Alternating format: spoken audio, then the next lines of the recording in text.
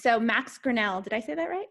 You did. Oh, That's good. my I should name. have checked that Thank before. you. And the Grinnell name is big in southeastern Mass. So you're close by. Oh, oh, I didn't know that. We'll Grinnell have to talk Nursing about Home that. in New Bedford and Grinnell Street.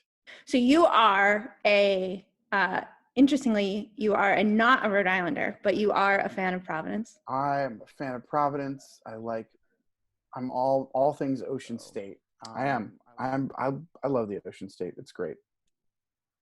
Well, that's a prerequisite for talking to me, so that's good. Fantastic. I'm glad I made the cut. So you are a professor, you write, you do public speaking all around urban studies. I know you as the urbanologist, of course, on Twitter. Thank you. That is the theme. You also, I learned, used to be a planner and baker's assistant at some point. Was a baker's assistant. In your career. And some people even finished the things I baked. So I guess I didn't do so poorly. So I'm curious, bringing all of those perspectives, what does this moment look like to you? What are you seeing and experiencing? It's remarkable to be in Boston right now and to walk the Freedom Trail as I've done with a face mask, everyone, with a face mask, staying away from other folks, to walk down Commonwealth Avenue near Boston University, to walk through the Emerald Necklace and to see relatively few people. I am fond of telling people, students, people who are part of my professional events, is that people make places. So without the immediate presence of all these people, what does that mean? What does that mean for Boston? What does that mean for Providence? And it's also very sad for me, as I mentioned to you before, as an extrovert, as someone who likes the serendipity of cities, the density and diversity of people, of discussions, of businesses. It's also kind of, I think, an individual and collectively traumatic moment for a lot of folks, and people experience that in different ways. And those people who make up cities are certainly experiencing it in different ways, whether it be kind of the situation with coronavirus or being an essential worker, dealing with all those kind of daily things in city life. I will say, as someone who has not owned a car and does not particularly like driving, I haven't owned a car since 2002, it's also a neat moment to see fewer cars on the streets and the highways and think about how can we reclaim some of that space for human beings or other uses, which I think is kind of, I put more of the optimist hat on to think about things like that. Yeah. So do you have any thoughts about what this is going to mean for cities? Is it too early?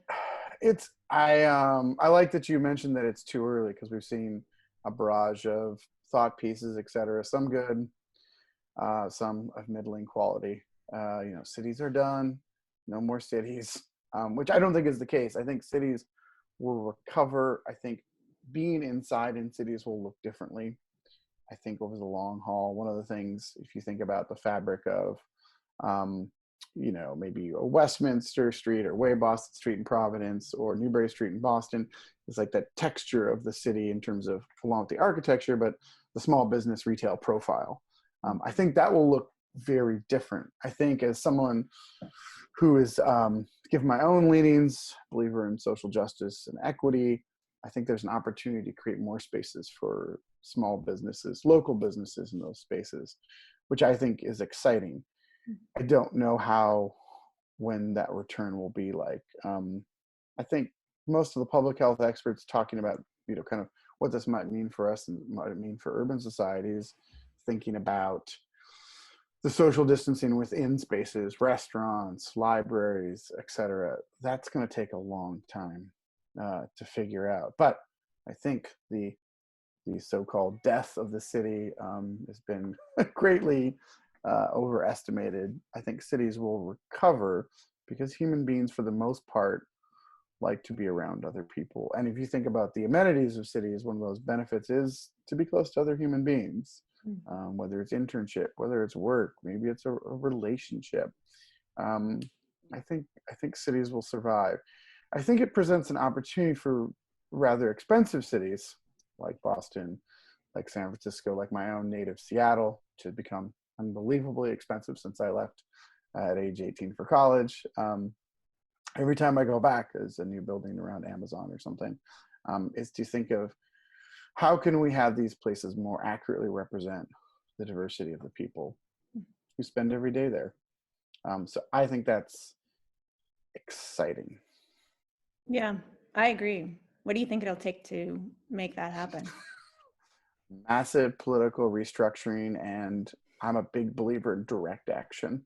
I think, there's been kind of this on the nitty gritty governmental level, you've seen this excitement about, well, now everyone can participate in a Zoom public hearing that goes on for 5 hours about curb cuts. Mm. Well, that's not really true, of course. It wasn't true before when you had to schlep to City Hall or, go to a YMCA basement for a 4-hour meeting. And it's not true now because a lot of these people who would be represented are, of course, essential workers who have to physically leave to go out. So they can't be back to sit in front of a computer for 3 hours to talk about their own kind of experience, which I think that lived experience is something we're going to have a tough conversation about going forward. Is there anything, on the personal side that you feel optimistic about, or that, it's giving you hope, or that you're holding on to? Yeah, what am I holding on to? I'm looking forward to walking around and just seeing friends and seeing anyone and walking and talking to people. That's how I like to experience cities and how I parse them out personally. I'm hopeful in that you've seen these signs where parts of cities used for related to automobile use are being reclaimed, at least temporarily. There was a map from, I can't remember what governmental agency, that talked about CO2 emissions declining over the last month or so, and staggering, especially in the Northeast, where, as we know, traffic can be quite a problem. But also thinking about those spaces in cities, and you saw it a few years before, and I'm sure Providence has had those, taking away a space or two for a parklet, right? Not for the storage of an expensive combustion engine on wheels, but here's a place for humans. Here's a place for people to sell Italian ice. Here's a place for older adults to sit and pause as they make their way through the city. I'm excited to hear about places like Louisville, Portland, and other cities doing this. I think the problem about these temporary solutions, especially in larger cities, is that people are a little more reticent to make those changes. I'd like to see Boston do some of that. I'd like to see Chicago do a little bit more of that. And thinking about how we can use these spaces for humans and other types of activities. I on a personal note, I also feel that Boston, as someone who spent a lot of my adult life in Chicago, doesn't have a lot of like outdoor spaces for eating, or relatively, is I think you will see more people want to do. And again, it seems like a small thing when people are worried about their everyday health. But a long-term thing is like, how do we enliven the public sphere? Sidewalks, intersections, etc. So those are the things that I'm hopeful about. And also raising consciousness about the importance of these people who are out there, who have to physically be out there for their jobs, grocery workers, first responders, and other folks. So I think there are things that I think I'm excited about. It's always just so hard, as I'm sure other people who've come to talk with you on the program have mentioned, it is kind of like a waiting game and a roller coaster of emotions. I know I personally have felt that way. Things start out pretty good in the morning, and usually by the end of the day, I'm, oh goodness, it's another day tomorrow. Yeah, that's going to be very similar to today. Yeah, absolutely. Are there things that you're looking forward to? What's like a couple of things that you kind of like, yes, you see on the other side, or you hope to see on the other side? Yeah, I mean, I also would like to see people, which I am not an extrovert, so that is unusual for me, but I miss people. I miss connecting with people, and I miss there being people in the world. It's bizarre and unnatural to have it be so quiet outside my windows. But I've been really gratified by how people have responded, and some of the creativity that businesses have shown, and the just sheer resilience, because like you said, this is not, and resources aren't going to them on their own. And so, people have to figure it out on their own. And, bookstores, restaurants, we've seen manufacturers shifts, we've seen designer shifts. I mean, I've been really impressed and gratified by just how people are showing up. And I hope that we keep that, we don't go back to normal. I think that this is a moment, and I guess what's keeping me going is that we not waste the lessons of this moment just in our eagerness to get back to seeing people and eating out, which I also would like. Yeah, I mean, those are, you think of, and how well said. I think that you see these threads like food, right? Shelter, health, basic things discussed in like the UN Bill of Human Rights. And of course, different ways to experience eating, but certainly, the communal nature of just breaking bread or injera or whatever you would like to break with other people. I think that's such a wonderful shared experience.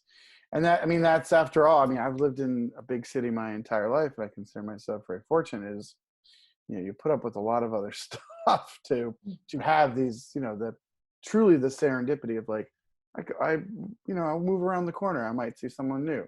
Most of the time you might not, but there's also that shared experience of like, we're on the sidewalk, we're literally on the sidewalk together, whether it's at a cafe or doing something else.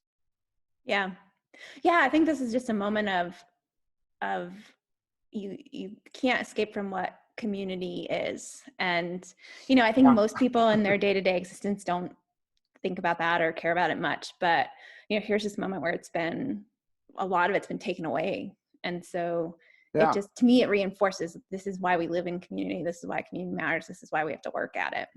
Yeah, absolutely. As I might have mentioned to you when we talked a couple days ago, I've been making cookies and taking them to people nearby, which I did not do before. I made cookies, I just generally didn't just leave them. So I feel like that's a way to enhance, as you say, this spirit of community through baked goods. Why not? Why not? When this is over, you can bring some cookies to Providence. No, absolutely. You let me know if you have any. Oh, you let me know if you have any allergies. Bring some cookies. Is there anything else you wanna add? Listen, I can't wait to get back to Providence. Love it down there. Like the people, always something new to see. And I hope everyone stays hopeful. Folks watching this at home, let's try to remember, as you so eloquently said, this is a moment to think about something better for cities and hopefully for the American condition. Well, that was perfect. Fantastic. I'm gonna stop recording.